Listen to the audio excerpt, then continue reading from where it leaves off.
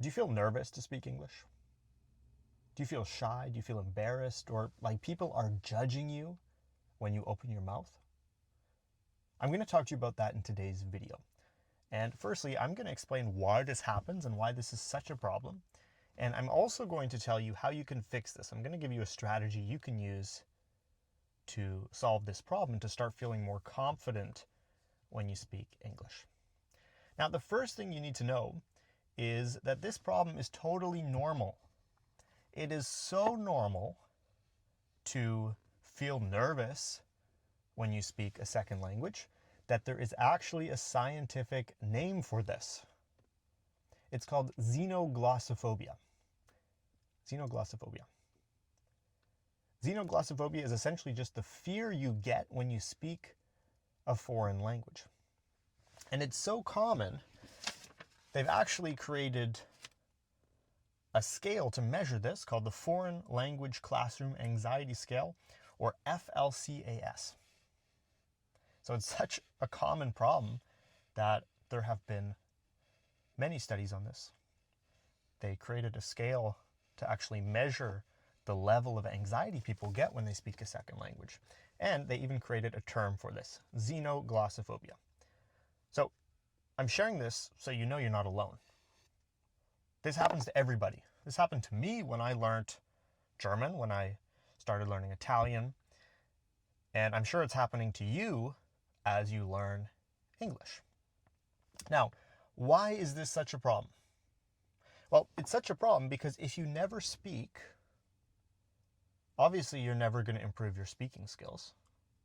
If you just listen to the radio or you listen to a YouTube video or you're only getting that passive input, you're not going to be able to practice your speaking skills, and eventually that's going to mean that you can understand English, but you can't speak. That's not what we want. We want both. We want good listening skills and we also want good speaking skills. It's really simple. If you never work out, you're never going to get fit. If you never speak, you're never going to get fluent. So step one is obviously to speak more. That's the single most important thing. That's something I say in all my videos. If you've been watching my channel for a while, you know that's my number one piece of advice.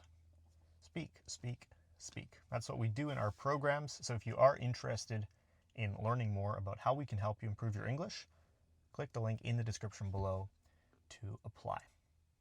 Now, speaking is obviously the single most important thing, and the problem gets even worse if you move to an English-speaking country. Because now it's not just your language skills that are affected, it's literally your personal life, your professional life, your mental well-being. You won't make friends. You won't feel at home. You'll have trouble getting a promotion at work. You won't make as much money. So if you are in that position, or you want to be in that position where you are in an English-speaking country, this becomes a priority. You need to overcome this problem. And how do you do this? Well, you need a safe environment to practice. Every person who masters a skill does it through practice. Maybe you've heard of the so-called 10,000 hour rule. I think this was devised by Malcolm Gladwell. He was an author. And he said that you need to spend 10,000 hours to master a skill. Now, whether that's true or not, I'm not exactly sure. I don't know. I'm not an expert. But I do know that it will take a lot of time to master a skill, and you can't master a skill without practicing, without putting in the hours, without putting in the necessary effort. So you need a practice ground. You need to practice before you go into the real world, because if you just dive right into the deep end and you don't practice, you don't have any experience, of course you're going to feel nervous. Of course you're going to feel stressed. Of course it's going to be a difficult situation. But if you can prepare yourself for that situation, you're going to feel a lot more confident when you go into that situation in the real world, because you know exactly what to expect. It's not that your English is bad. It's not that you don't know the vocabulary.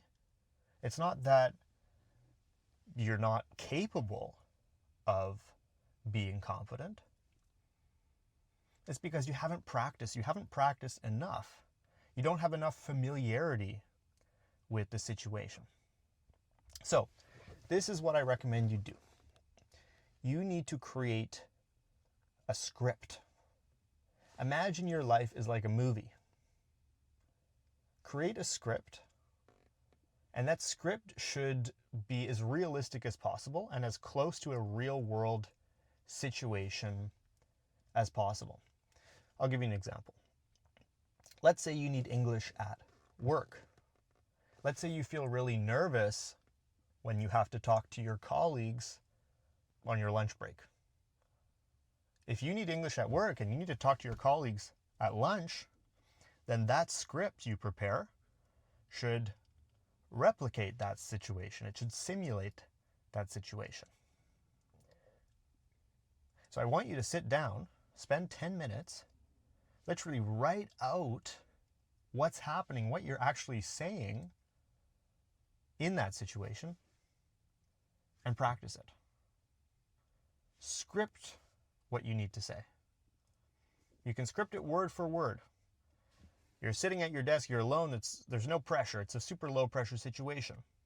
So you can prepare in advance. You can actually choose the words you want. You can be more careful with your word choice. You have time to prepare this. But if you sit down, if you go through this word by word and you actually think about what you might say when it comes time to actually put yourself in that real world situation, you'll feel 10 times more confident. Seriously. I myself actually studied music. I learned piano. I've been playing piano since a very young age. And I've played concerts before. Every single time I got on stage and performed in front of other people, I always felt 100% more confident and less nervous if I practiced, if I knew that I had prepared the music in advance. I felt so much more confident. The performance always went better. I wasn't as nervous. I felt a lot better. Preparation is the key. See, fluency starts not in the conversation, but before the conversation. It's how well you can prepare yourself. So think about a real world situation, one that you would really encounter on a day-to-day basis. For example, at work, if you're in the break room, if you're chatting with your colleagues, or if you're at school, you have to meet your classmates in English, or if you are traveling, you can simulate a conversation you might have with somebody at the airport, at the train station, that kind of thing. But go through those situations, script them, choose your words carefully. You can spend as much time as you need with this, and practice. Think of yourself as an actor. You prepared the lines in advance, you memorize the lines in advance, and you go onto the movie set and you deliver the lines. Now, obviously, you don't need to deliver them word for word, but if you have that structure, if you know what words you're actually going to use in that situation, it's going to be a lot easier. So that's my advice for you. Preparation is the key. If you feel nervous to speak English, it's not because you're bad at English. It's not because you lack the vocabulary. It's not because you don't have a talent for learning languages. It's because you're unprepared. So prepare yourself for every conversation.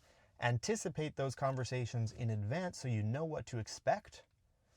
Come up with a list of vocabulary. Script those conversations as best as possible.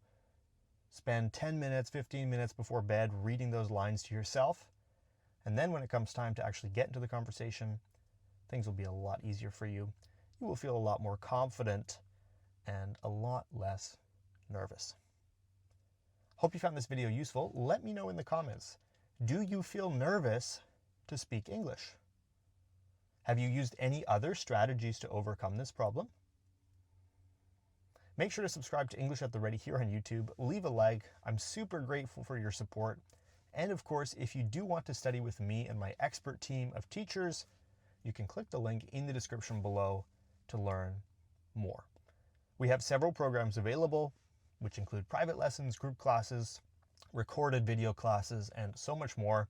So if you are interested, if learning English is a priority for you right now, click the link below, submit an application, and if we can help you, we'll be in touch. Thanks for watching today's video, and I'll see you in the next lesson.